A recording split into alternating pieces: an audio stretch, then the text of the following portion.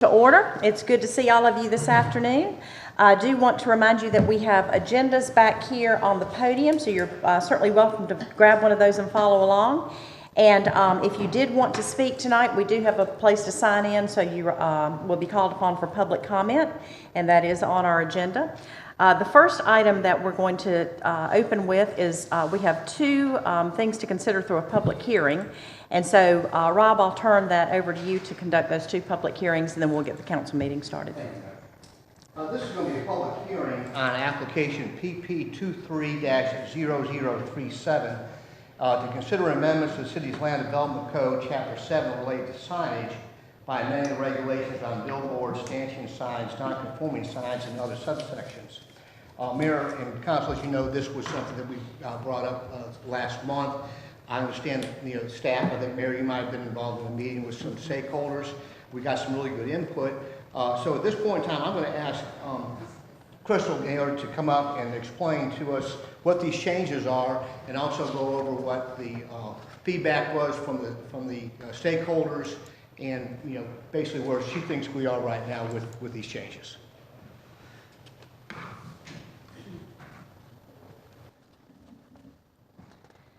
Thanks, Rob. On August 2nd, we held a meeting with local billboard companies to get their feedback on the sign ordinance as the proposal was written. I'm going to go through each one of their comments.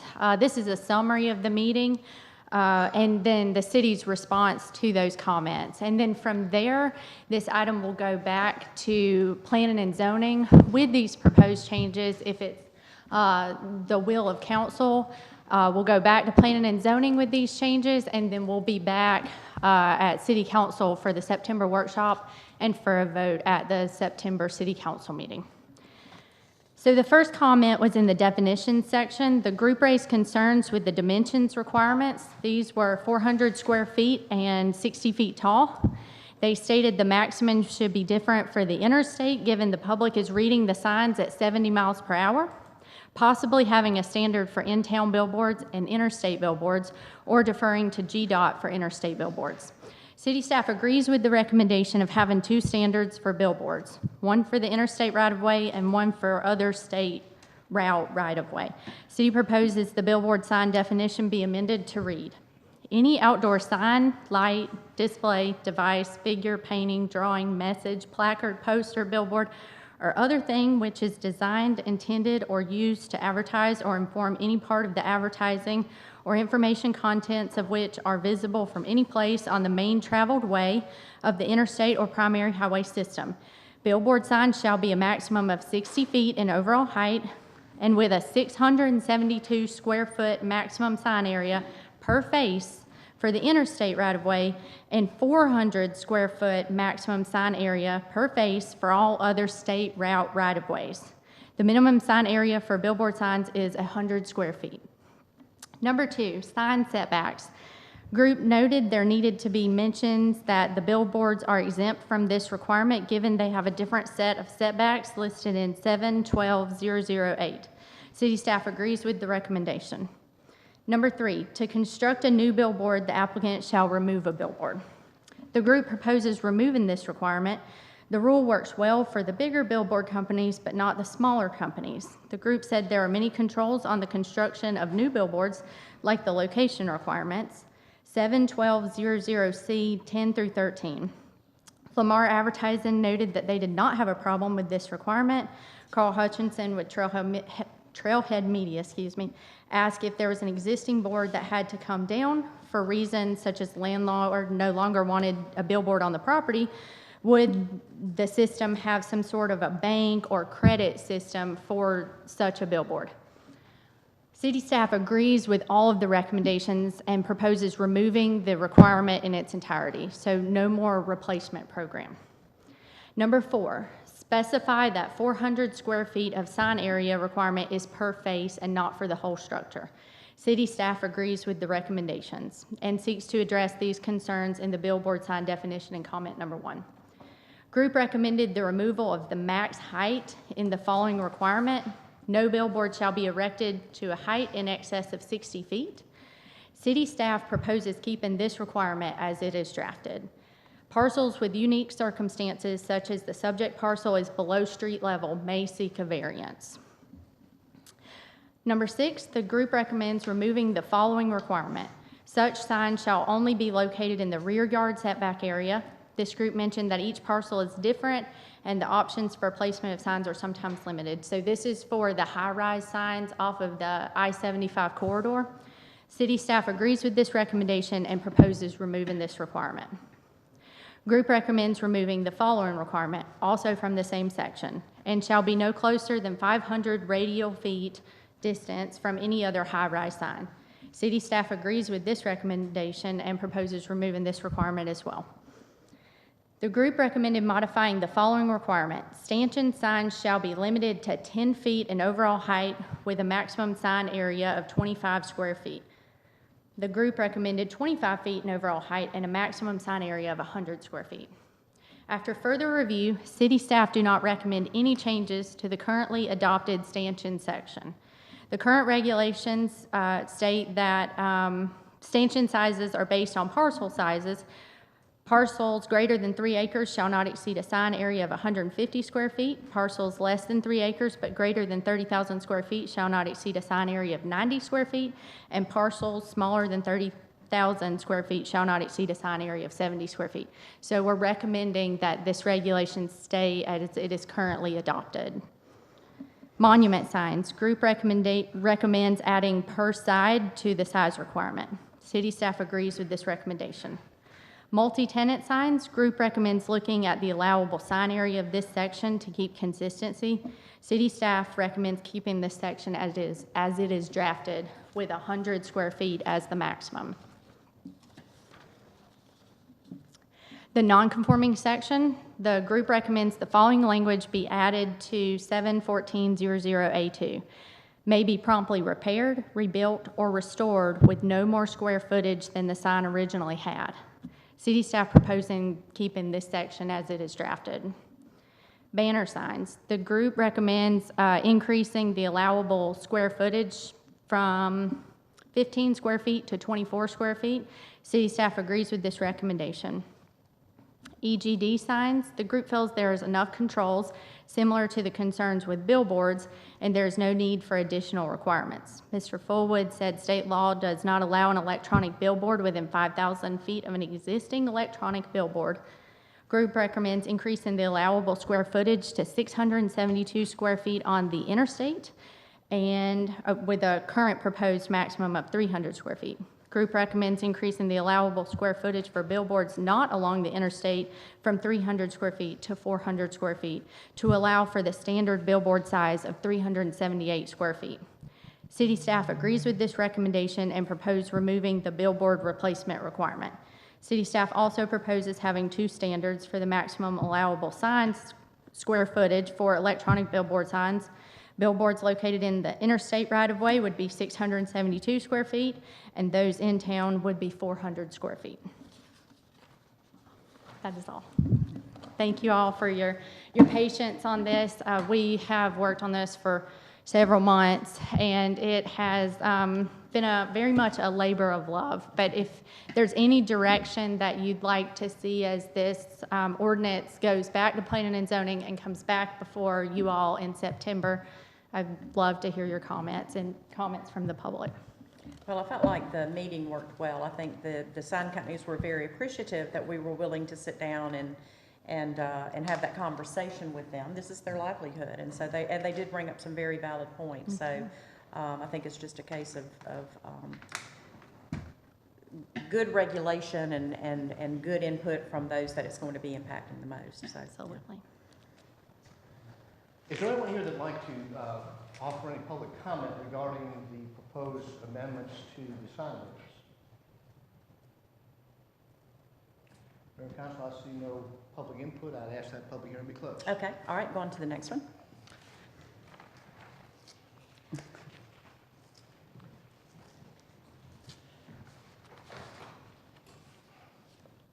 Hi, everybody. I'm Lindsay Ray. I'm with the Southern Georgia Regional Commission. We assisted the city in preparing and submitting an application for 2020 CDBG funds. 3 years later, million and some change later. That program has come to fruition. DCA requires that the cities hold public hearings to make the public aware of grant activities. So the building has been built, the money has been spent, programs are being offered, and beneficiaries are being served. So that's all that I have to say. Does anyone here like to give public comment regarding this one? Mayor, there's no further public comment. I Okay. said be closed. Thank you. Good job. Good job. All right, so that's the end of our public hearings. We have called our council meeting to order, and I have asked Councilman Reynolds if he would be willing to offer our prayer, and he has graciously agreed. Following that, I'll ask everyone to rise, and then I'll lead us in our pledge. So, Josh. All right, everybody bow their heads for me. Dear most heavenly gracious Father, Lord, we just thank you for this day. We just thank you for giving us the time to come together, Lord, not only to fellowship, but to handle the business of the city, Lord. And we just ask that you bless everyone in this building and lead us and guide us, and just give us the right wisdom how to handle things for the city. In your most heavenly gracious name we pray. Amen. Amen. If you will, please stand. I pledge allegiance to the flag of the United States of America and to the republic for which it stands, one nation, under God, indivisible, with liberty and justice for all. Thank you. All right, gentlemen, I do need to note, Councilman Lester Cromer is out of town, so obviously he's not here, so I told Josh he could slide over so he's not feeling like the Lone Ranger down there. So we'll make sure that Emily gets with Lester following the meeting when he returns to town so that he can be brought up to speed on everything. The next item on our agenda is the approval of the agenda. And you have that before you. Jessica does a good job of sending those out, and plenty of time for us to have opportunity to review and the public to be noticed. So I'll take a motion concerning the minutes. The agenda. Move to approve. Okay, thank you. Is there a Second. second? All right, so we have a motion and a second. Any further comment, questions? All right, all in favor, please say aye. Aye. Any opposed? All right, thank you, gentlemen. Next, we have 3 sets of minutes. Those are all in your packet, the minutes of June 17th, June 27th, and August the 7th. So you've had time to review those. Is there a motion concerning those 3 sets of minutes? Move to approve. Okay, thank you. So we have a motion and a second. Is there any further comment? All in favor, please say aye. Aye. Any opposed? All right. We are now at the public comments section, and I do have 2 people that have signed in. Chris Burchell, we'll ask you to go first, and then Julie Lester. I do want to remind everybody that on the back of your agenda, we do have rules of decorum. And so each speaker, per those rules of decorum, will be given 5 minutes to speak. Jessica, as our city clerk, is our timekeeper. And we just ask that you conduct yourselves, which I know you both will, in a courteous and respectful manner. So whenever you're ready, Chris, if you will, just for the public record, if you'll give your name and your address, and then you'll have 5 minutes for your comments. Sure. My name is Chris Burchell. I live at 2415 Madison Drive in unincorporated Tift County. And I'd just like to point out that even though I do live outside of the city, my fate is really tied up with this city being vibrant, strong, solvent, and independent. And I'm going to offer these observations and calculations in that spirit so that can be maintained. I know we're considering SPLOST 7. I have a website called Tift County SalesTaxpayers.org is a sort of a clearinghouse of information about this issue, and I would welcome any contributions of facts relating to that to add to that website. So looking at SPLOST 7, instead of just asking, is SPLOST 7 a good idea or not, I took it back one click, and I said, no, I looked at how much money the city of Tifton would get from SPLOST 7, which is projected to be about $20.9 million. And I asked the question, what's the most cost-effective way for the city to raise $20.9 million? Is it from property tax, or would it be from the SPLOST 7 sales tax? And it's also important which perspective you're looking for, because cost-effective is relative. So if you're looking at the electorate as a whole, property tax, you have to consider that Tiftoners only own about 55% of the real estate value in the town. So that means 55% of $20.9 million. If the city raises $20.9 million from property tax, Tiftoners pay about 11.5% of that. Now, if you look at the SPLOST 7 sales tax, the projection income is $70 million total revenue expected. Now, Tift County residents only paid about 81.3% of sales taxes back in 2021. So 81.3% of $70 million is 56.9, and Tiftoners are only 41.62% of Tift County residents, so 41.62% of 56.9 million is 23.7 million. So in order to raise $20.9 million for Tifton through SPLOST 7, Tiftoners would have to pay $23.7 million. A lot more than $11.5 million were it to come from property tax. Now you'd say, Mr. Burchell, of course, those Tiftoners are also Tift County residents. They have tax obligation to the county as well. But the way that their SPLOST $7 is divided up, it's with that agreement. So 29.86 goes to the city and 57.86 goes to the county, which is kind of backwards from how it happens with property tax. When you pay property tax as a Tiftoner, more of each dollar goes to the city that's providing more of your services, and significantly less of it goes to the county. So that's sort of flipped backwards. And another perspective is the city of Tifton itself. So when the city of Tifton raises $20.9 million from a property tax, there's a cost, and that cost is that you are accountable to your electorate. You have to make sure that that money is spent in the best interest of your own city and your own voters, which honestly you're going to do with great ease. That is a cost you can pay quite easily. With SPLOST 7, it's a little bit different. With SPLOST 7, there are strings attached. There's an interlocal agreement with Tift County.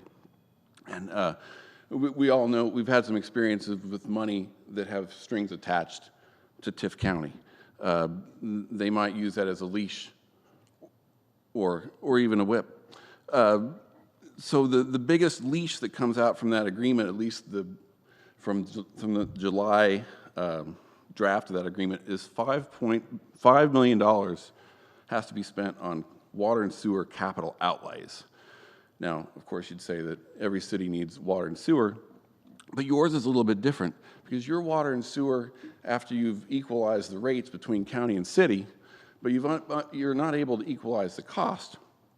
And so water and sewer is subsidized. You're subsidizing the water and sewer service of people like me who live outside the city and future developments and developers who want to spend their money on developments outside the city. And with SPLOST 7, not only would you have to do that, but you'd have to spend almost a quarter of your $20.9 million continuing to subsidize that with additional outlays and capital investments. And would you be able to just hold those back and save them for improvements within Tifton? Possibly not. And so there are definitely some costs that are different. And that's my 5. Thank you.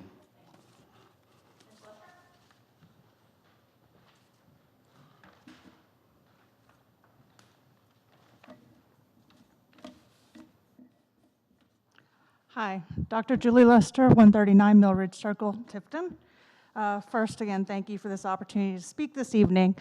I am also going to talk about taxes. Sexy topic there. After attending the joint meeting between the city and the county where SPLOST was discussed, I had a few concerns, and as the weeks have passed, those concerns have grown.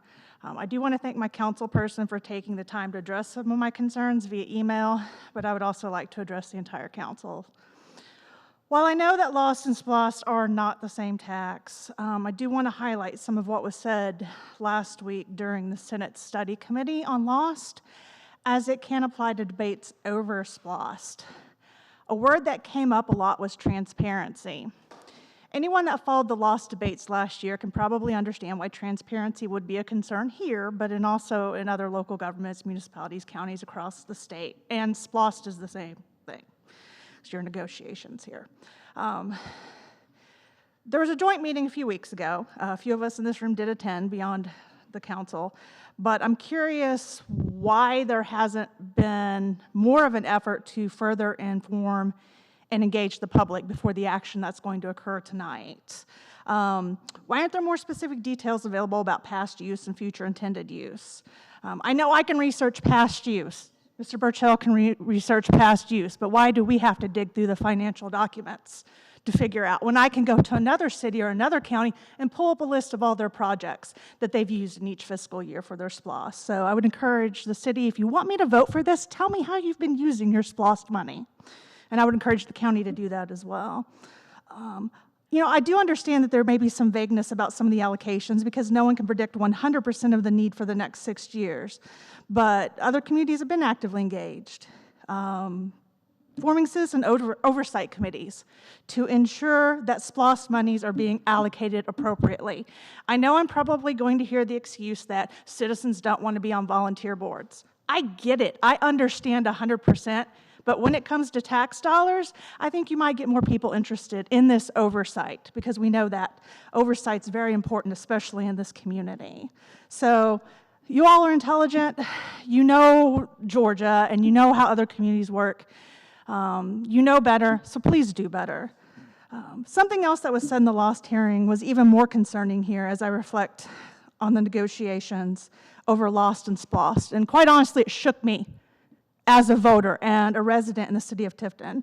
As you all know, I'm sure that you know this, an elected official from Tifton testified and stated that we didn't negotiate for what we ended up getting. We settled, we caved. I couldn't take it anymore. That's what shook me, that comment. Someone I voted for to have the best interests of the city and Tifton in mind said that about the negotiations with the county. For the lack of a better phrase, I felt betrayed when they said that. I voted for that person the last time they were up for re-election. And to hear this comment on a stage within the entire state, I was very disappointed. Now, I understand it's complicated. Politics is complicated. Governance is hard. But acquiescing to the demands of others just because you cannot take it anymore isn't good leadership. So as we sit here and look at the SPLOST negotiations, was that the same attitude? Did we just give in? Did we just acquiesce because we're tired of it? I hope not. I really, really hope not. I hope that Tifton's getting its fair share in this as well. So before you vote on the SPLOST IGA, just look at yourselves and ask, did I really do what was best for the residents of the city of Tifton in this negotiation? Because you represent us, the city. And I'll ask the same questions of the county too, so don't worry. They have a meeting. So thank you for your time.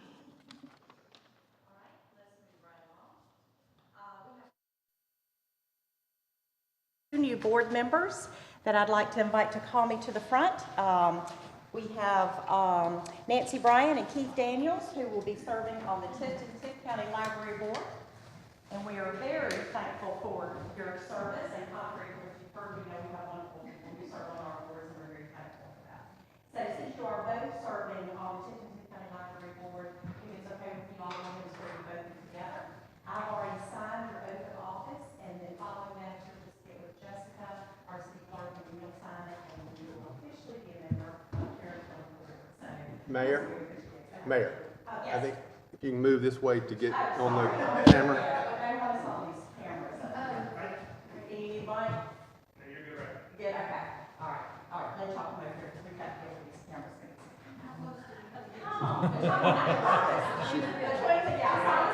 She might bite, but be careful. You do want me to use mic? I would. Okay. And this is just for the audio for the YouTube, because we do put all of our meetings on YouTube. We are very transparent.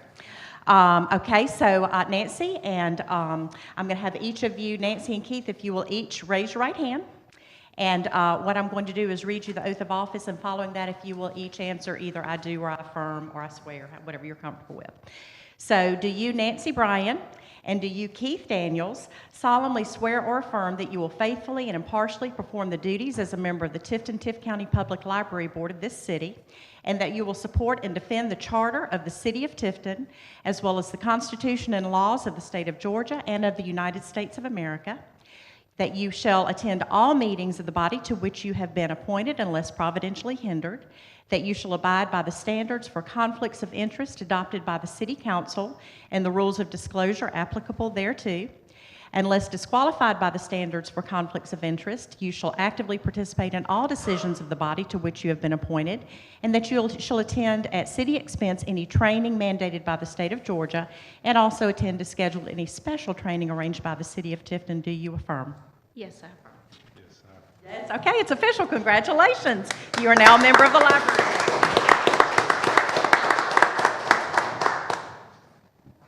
Nice, thank you.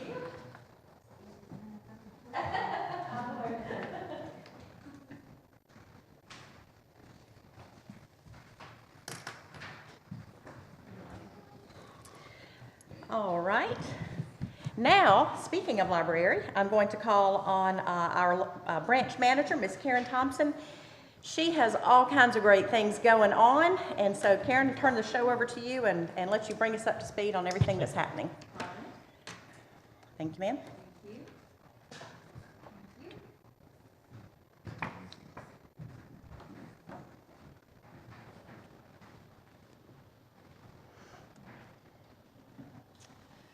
Good evening, Council. First, before I get started, I just wanted to take a moment to thank you so much for increasing our funding for FY24. We desperately needed it, and you saved us, and I'm greatly appreciative of that. So thank you for your support of our library. The card that I gave you this evening gives you a snapshot of FY23. So these are statistics that reflect library usage from July 1st, 2022 through June 30th, 2023. And I'm sure you've noticed we've been very busy over there trying to figure out what our community needs and wants, and where we can plug ourselves in to help create opportunities to make things easier for everybody around us. So this is the result of all of that work. For FY23, we served 78,384 individuals. Those are people who stepped into our building and were counted by the electronic people counter. So that's a hard statistic. We likely served more than that because we bring in our field trips and stuff through the side door for our safety, but that's a pretty significant number. That's an increase of 31% from FY22. Also in FY23, we attended 332 outreach events where we served an additional 10,571 people. Those are face-to-face interactions or opportunities where we had to pass off information about the library and the things we do. Those were not just a generic, we went to Rhythm and Ribs and saw 10,000 people. No, that's actual transactions. In 2013, we lost a funding agent, which was the Board of Education, but I'm pleased to share that this is the year that they returned to us. So we have got our Board of Education back and a new board member from that, and we're very excited about the future with Tift County Schools.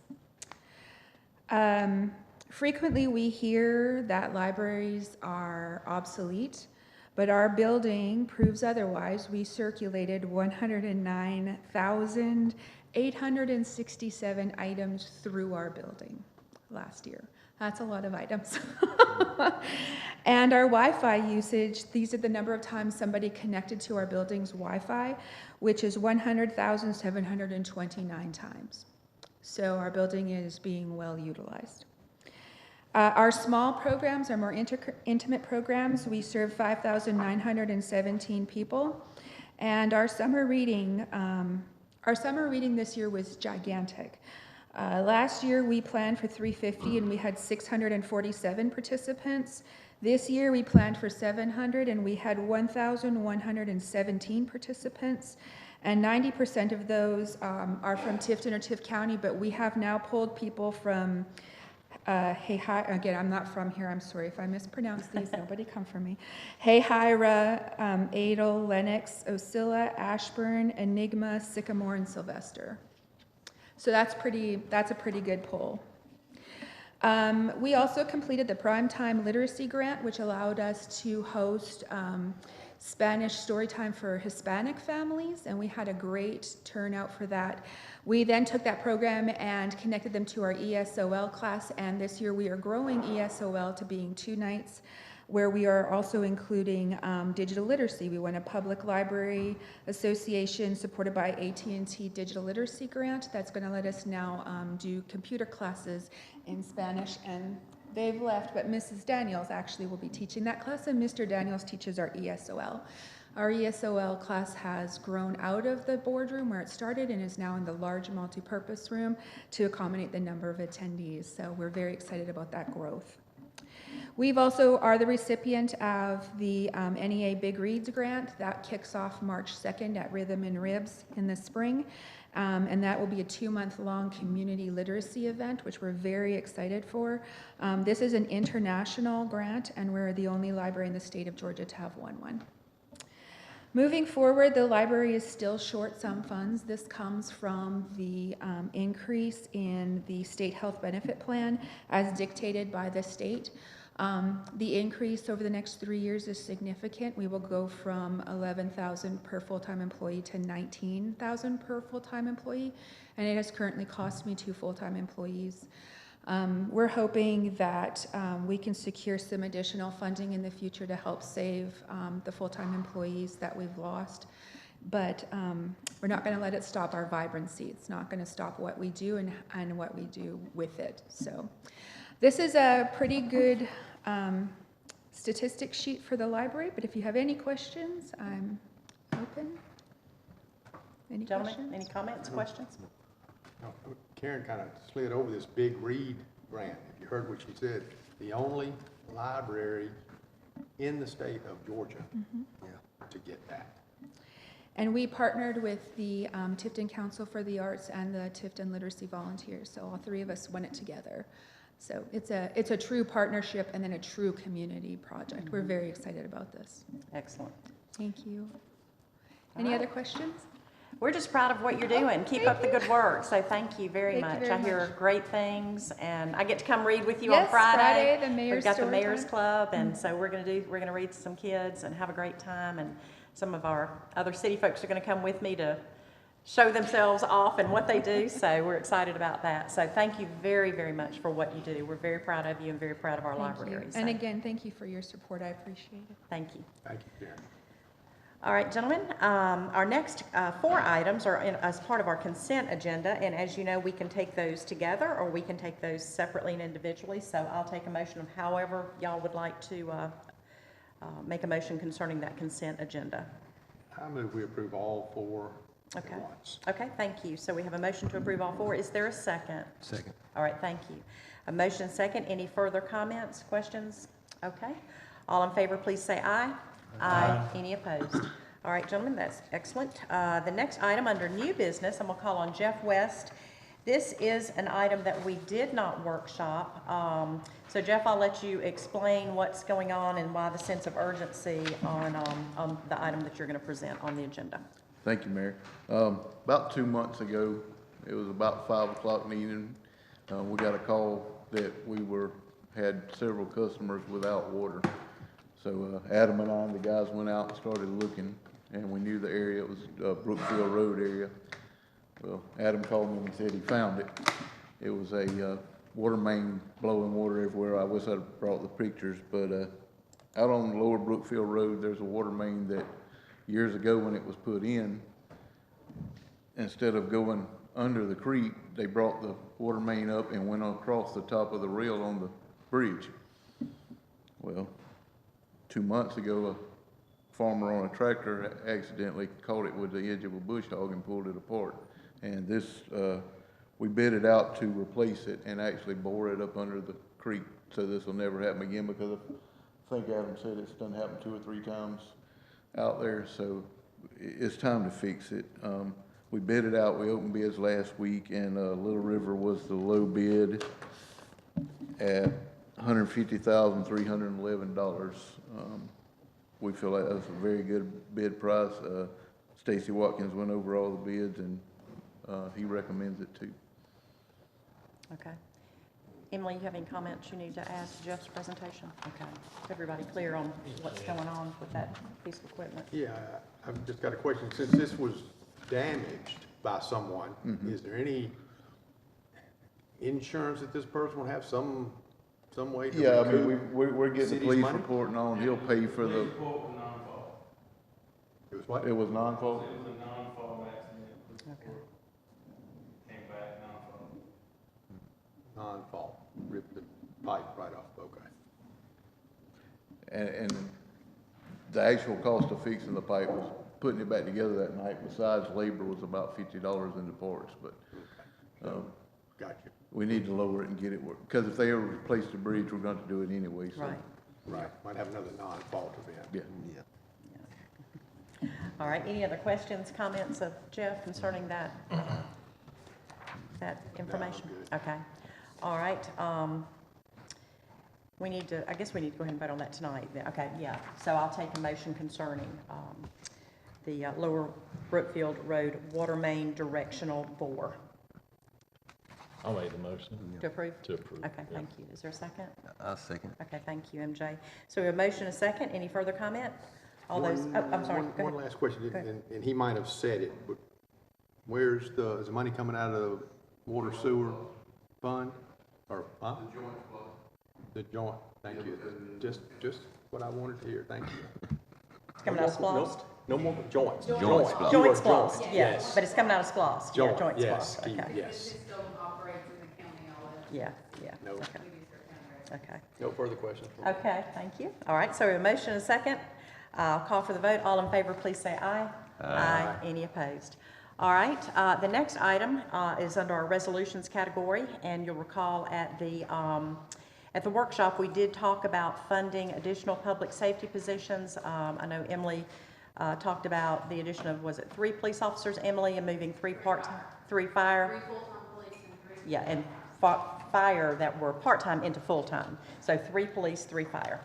And we did have the money within the budget. We had to amend that, but we did have the money there to do that. So that's what this resolution is for, is to amend that budget to fund those public safety positions. So I'll call for a motion concerning that resolution. Motion to approve. All right, thank you. Is there a Second. second? I say we have a motion and a second. Any further discussion or any questions? All in favor, please say aye. Aye. Any opposed? All right, the next item, I'm going to call on Emily. This is the resolution approving the intergovernmental agreement for the use and distribution of SPLOST 7. And I know Emily's got some information she wants to present to us. So, Yes. okay. This interlocal agreement is standard. We had it for SPLOST 5. It's nothing out of the ordinary. This would include the Tift County and all municipalities. So the city of Tifton, Omega, and Tata would go into this interlocal agreement. Again, this is not something that's new. We had this in SPLOST 5, or SPLOST 6 as well. So this is for us to go into SPLOST 7. Okay. And Rob, you have reviewed this, I take it, and you're okay with it? I have, there was a couple items that one thing's been changed. We had one clarification. So based upon, the discussion I've had with Emily, with the applicant too, with the county, I'm good with it. Okay. All right. I'll take a motion concerning that resolution. Move to approve. All right, thank you. Is there a second? Second. All right, so I have a motion and a second. Any further discussion or any other questions? All those in favor, please say aye. Aye. Any opposed? All right, the next item is an ordinance amendment on the alcohol beverage ordinance, and that's related to signs. If you remember, Rob presented to us the size of the lettering on the package sale stores. We talked about that at workshop, so I'll take a motion concerning making that amendment to the alcohol beverage ordinance so that we track with the state ordinance, state law. Move to approve. Okay, thank you. Is there a second? Second. All right, thank you. So a motion, a second. Any further discussion or questions? All in favor, please say aye. Aye. Any opposed? Okay, moving right along. Next is our board report. And we've got several boards with vacancies and applicants. You can see the Historic Preservation Commission has 3 applicants. The Urban Redevelopment Agency has 1 applicant. And Keep Tift Beautiful has a vacancy, so we'll need an applicant there. The 3 people that have applied for HPC, Jessica, are Susan Couch, Susan Reeder, and John Sims, and they've met all the criteria. I just want to let y'all know we do have these three and show you the applications that we have in case y'all know of anyone else that may be interested. It hasn't gone before the board for Okay, recommendation, yeah. so they'll, planning on sending this to them next month. Okay, well, let's hold off until, on all of these. So until- we'll let you know, but Yeah. we still have time. HPC meets at the beginning of the month, but the Uh-huh. URA meets towards the end of the month. Sure. So if y'all know anybody, please send them, because we Okay. don't have a lot of people. They did some advertising for HPC, so that's how I got some, but the Yeah. URA, we haven't Yeah. had a chance to Yeah, do that. we So it may got- take we a got couple kinda of months. blindsided with Video, somebody yeah. redesigning, so we would like to, Okay. Do y'all have like I know that the historic district put something, I don't know, on Facebook, but evidently they put something on their Facebook page like Yeah. we talked about. Does URA have anything like that? I that y'all can do? check with Ms. Tiff to see if she Okay, can yeah. share it with kind of through Okay. the youth center or something. Yeah, okay, perfect. All right, well, if it's okay with council, let's wait until we follow our own policy and let these boards make their recommendation on who they'd like to see or approve whoever. All right, moving right along, financial updates. I'm gonna turn it over to Larry.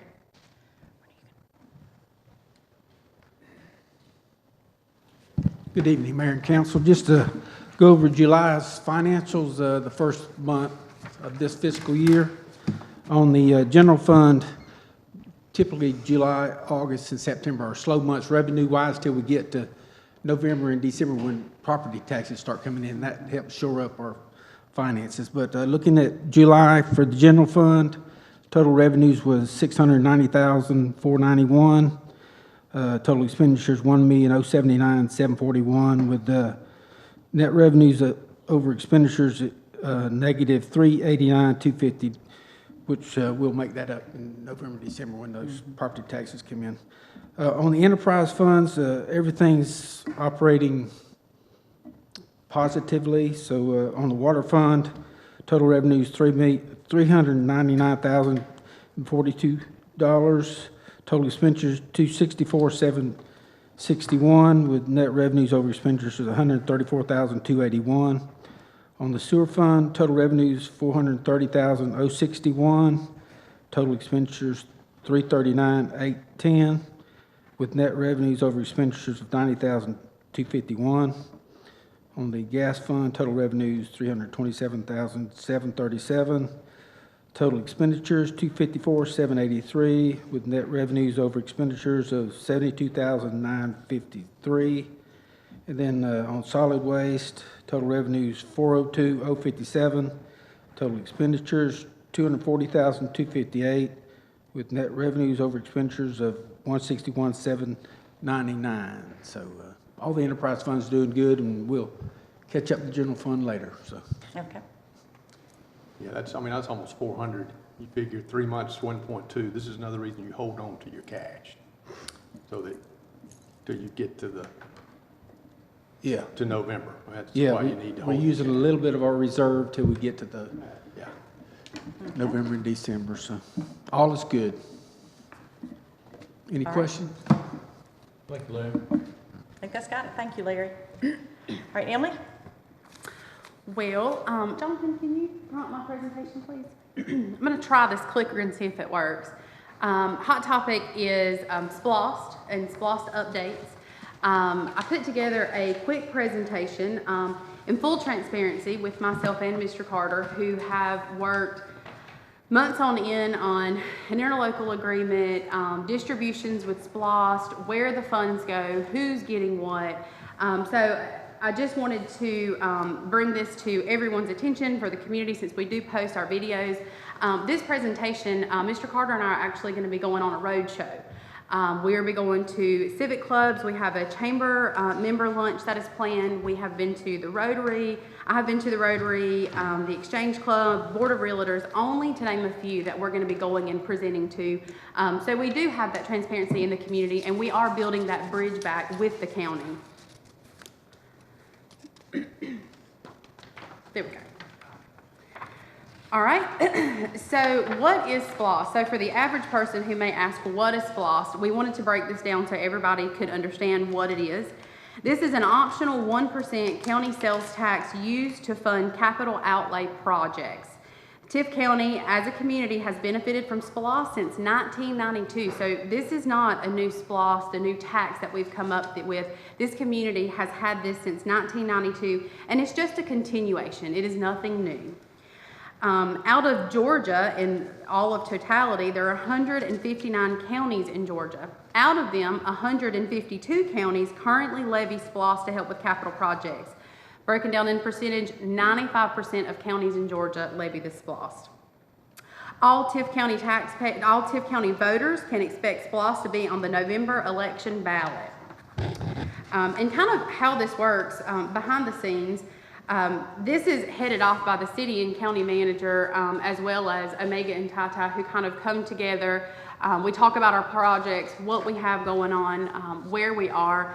I can tell you this year we were extremely fortunate. The county, who is our partner in a lot of things that we do, like it or not, they are faced with possibly having a new judge here and needing to expand the courthouse. This qualifies as a level 1 project. The county could have easily come in and said, we have a level 1 project, it's going to cost $30 million. All funds with SPLOST is going to go here first, and then after that's done, city, other municipalities, you can start getting your money after that. So we were able to come to the table. We were able to not opt for a level 1 project, which is fantastic. And the city actually got about $600,000 more proposed in SPLOST 7 than we did in SPLOST 6. I'm sorry, but I think that's a great trade-off given the obstacles that we've had with the county in the past. So SPLOST 6, in comparison to SPLOST 7, SPLOST 6 began January of 2019, and it will end December 31st of 2024. Given those dates of when... Transparency, she's not going to stay and hear the presentation. She told me she had to go. She did say she had. Sorry, I didn't mean to interrupt you. Sorry, go ahead. She had a commitment. So given those dates, we will end SPLOST 6 in 2024. We are faced with... in March, we will have TIA 2, which used to be T-SPLOST. It will be on the ballot. And then in November, we will have a presidential election. And typically, SPLOST does not turn out good in a presidential election. Many people don't understand what they're voting for. So we wanted to try to hit this off early should something happen. SPLOST 7 actually will begin in 2025, and it will go through December 31st. So we are proactively getting ready for this. A breakdown of both SPLOST, renovations and improvements to city buildings is one of the projects. On both SPLOST, vehicle, machinery, equipment, and technology were part of SPLOST 6. Road, streets, bridges, drainage, and parking projects, water and sewer system, property acquisition and demolition, and then the Downtown Development Authority, it actually falls under our umbrella. So that's included in ours. So in SPLOST 6, it was $21.4 million is what we were projected to get in, and then the total projected revenue was $60 million. Switching over to SPLOST 7, we are projecting $70 million. We actually went over that $60 million threshold, so we're projecting $70 million in SPLOST 7. The categories would include renovations and improvements to city buildings, vehicle, machinery, and equipment, road, streets, bridges, drainage, and parking, water and sewer, property acquisition, demolition. 2 additional things, we broke out technology capital outlay to not have it inclusive with vehicle, machinery, and equipment. And we were very proud to be able to offer the URA proposed projects of $1 million to help them with economic development and property acquisition, as well as the DDA, which locked us in at the proposed project cost of $22 million, which is an increase of $600,000 for the city of Tifton compared to SPLOST 6. So if that's not teamwork, I don't know what is. SPLOST 5, we did a 5-year breakout to see how much are we spending in SPLOST by category. We have it broke out from FY 2019 to FY 2023, how much we have spent, and then at the very bottom you can see the total dollars in SPLOST that we've spent. That equals, over 5 years, we've spent $11.5 million on SPLOST projects. The average of this in 5 years is where the city's using roughly about $2.3 million a year. And the law says we have X amount of time after SPLOST ends to be able to use those funds, which is why you'll see the categories broken out. This is comparison to SPLOST 6, SPLOST 5 and SPLOST 6 is what we've spent. So millage rate without SPLOST. What happens if SPLOST goes away? What happens if the voters say no? Well, council, you will be faced with two options. You will decrease services, so you would have limited roads that are being paved, limited water services, limited trash services. We would have to scale back on these items. Or you could increase property taxes to make up for what we have lost in all of this. So as you can see, we have our actual property tax history with the millage rate, and I would like to offer a kudos to the council. We've had a rollback the last 5 years, which is great.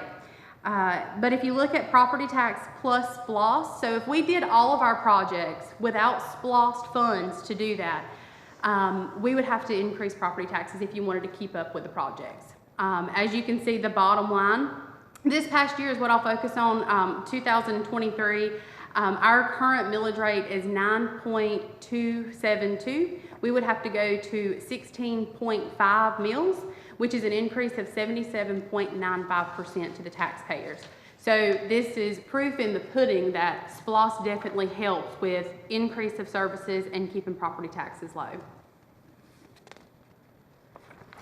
This is just a fun fact here. Although I can't speak to how much visitors that visit Tift County spend, I can tell you based on traffic count numbers that we bring a lot of visitors to the table with us. The Georgia Department of Transportation traffic count total shows us that visitors contribute to SPLOST to help ease the burden of higher property taxes or decreasing services.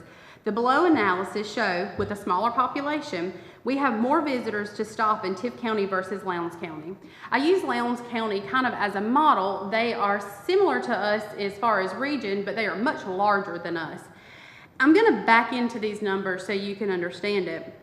If we looked at the population for Tift County, 75% of the population that is over the age of 18 accounts for 31,000 people, roughly.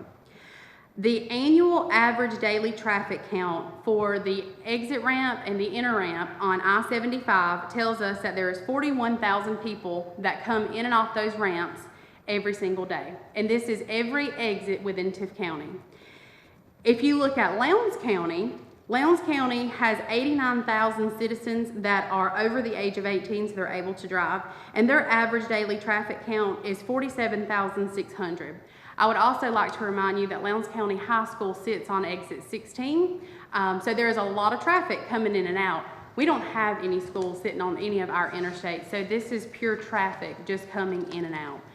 This is just to give you a visual of Tifton is a great place to stop. It's a great place for SPLOST that visitors coming here can help with the projects, and the citizens of the community can benefit from that. And then the question was asked, what has the City of Tifton done with SPLOST projects? Well, this is how the City of Tifton has used our dollars. This is inclusive from SPLOST 5, 6. Just so you know what's going on, we've had renovations to city buildings, police department, the fire department, city hall, the senior center. We purchased police cars. We purchased a ladder truck, over $1 million. That did not come out of general fund. It came out of SPLOST in 2021-ish. We've purchased tractors, dump trucks, mowers, road paving. As of now, we've put in about $3.1 million in road paving. We could not have done that without SPLOST. Improvements to the water and sewer system that also serves county residents, storm water and drainage improvements, IT server and system upgrades, and the South Tifton redevelopment project in the youth center. Just to name a few items of what the City of Tifton has spent their SPLOST dollars on. So this has been a hot topic in the community, and I wanted everybody to be educated on what SPLOST is, how does the city use it, where does it come from, and what happens. Okay. And that's Any it. questions of Emily? I guess we need to separate out water and sewer. We're talking about $5 million, and we've said before that, rates have been low. We're, the lowest of the 15 or 16, before we equalized them. We can't continue doing that, because what happens if SPLOST goes away? So I would say that if SPLOST went away, we wouldn't do it all with a millage rate. I would think you would take that $5 million. So my suggestion is you maybe, since that covers everybody, or not everybody, but a whole lot of county people, figure out what would rates have to go to make up that $5 million. That can really strike the heart of people with their water. Okay, your water and your sewer rate is fixing to double or That's a whatever. fair statement, yeah, because it's not dependent upon the property tax. That's right. It's- Yeah, yeah, that's right. That's a right. fair statement. That's Other right. people And- say, well, the property tax, you know, okay, here's what's And going I on with use your water property rate. tax as hypothetically speaking, because the question has been asked, No, what would happen to no property question tax? about that, but you really want to hit people and where they see every month after month is that water and sewer. So Sure, we we ought to can do a provide a breakdown. calculation and say, okay, this $5 million's got to be paid by water and sewer, which is what should happen. I mean, I won't be here, but that should come out of water and sewer and not paid for by City of Tipton property owner. So, We can, That's- Larry and I can take that and break that down. You can- he can Yeah, we make that do And calculation. I can update you at the next meeting. SPOS is gonna be a hot topic from now until the end of November. October, Yeah. going Right. into the election. So we can definitely do that and bring it back next month to let you I mean, know. I think they really, it gets their attention because the different property taxes, number one, most people don't even see them. You know, it goes through with their escrow, and then it gets lumped in with the county and the schools, and they think they're too high anyway. Tell them their water rate's gonna double, and they'll run to the polls to vote for SPOST. And the only other thing I'd say is I'm glad we got extra money. I still maintain that we're getting the short end of the stick, which now we're getting less than 30%. And I realize the courthouse and stuff, but still it is a travesty that where 85% of all this revenue is generated, we get less than 30% of it. Something's wrong with that picture. And one of these days, maybe, I don't know that I'll be alive to see that, but maybe we can hope that the city gets its fair share and quits being taken advantage of and the leverage that's being put against us. Said it for 7.5 years, and I got 6 more months, I'll say it again. 6 more months. 6 more months, Okay. well, now less than that. God, quit grinning. I'm not grinning. I'm just Chad, playing with you. I'm not grinning. No, I'm not grinning. But All right. anyway, good presentation. Yeah, very good presentation. Thank you for that, Emily. Any other comments or questions I of think Emily? broke it down very nice. Yeah, it makes it easy to understand. Anything else you have with your city manager report that you need to share with us? No, not Okay, tonight. all right. We will conclude with mayor and council comments. Anybody want to go first? I'm good tonight. I'm good tonight, too. Anybody? Oh, go ahead. Go ahead, I'm good, I'm good. Okay. No, I just got one. I had a constituent of mine, Mr. Gibbs. Something happened with him on the roadways, and he wanted us make sure that Officer Serbando James got a recognition as well, that he went far above and beyond of what his duties are to assist something with him. So I just wanted that to be in the open, so he made sure that I. Please feel free to recommend him for employee of the quarter. Okay, will do. There you go. Okay, thank you. There you go. You just did. Yeah. He just did. All right. Any other business to come before the council? All right, we stand adjourned. Thank y'all.